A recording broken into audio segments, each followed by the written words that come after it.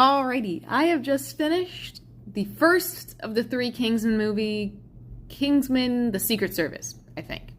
Yes, anyways, the point is, I loved it.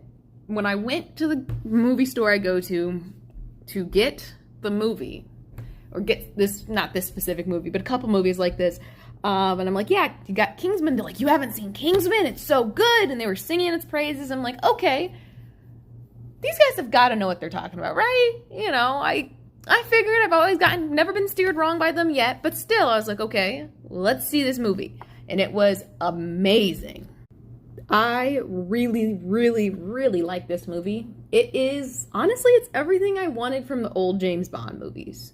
Like, they take all the tropes of the early James Bond movie, an over-the-top villain with a over-the-top sci-fi concept, and these, like, half serious, half over-the-top spies, and they do it in such a way that isn't super racist, isn't super cringy, isn't super boring or annoying or anything. Like, it's fun. It's kind of the modern version of that, and it sounds really silly that's what I would say, but it does its goal. Literally on the thing it says a goofy James Bond movie or something or another, and I'm like, wow, it actually is exactly what they describe it as. And I very rarely get to see movies where the exact goal is achieved and it doesn't feel forced or over the top or whatever. It's just great. My favorite moment is probably how serious the opener is. It would fit in with every other spy movie I've ever seen. It would fit in with all kinds of movies and TV shows and 24 and Criminal Minds and all this good stuff.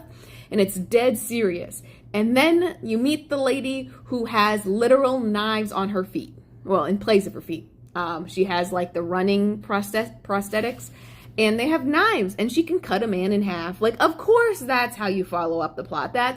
Why not? And I think that was the best part, because I'm like, didn't expect it to be that serious, and then that goofy right after, over the top kind of sci-fi. It started down to earth, and it did not stay down to earth. I like the emotional core. Having both movies in my hand spoiled a couple things for me that I'm sure will come up in a second. But overall, it's a really, really good movie. Like, that's a solid 10 out of 10. Like, I have no faults to give with this movie. I enjoyed it start to finish. The music was fun. The style was interesting. There are some weak points, but I think that they did it so well that early on, I'm like, oh no, you're making me care about these characters only to, like, kill them all, but they didn't. And I'm like, oh, you did really good at your goal right here. This is exactly, it's great. It's everything I wanted. I'm standing by that, 10 out of 10.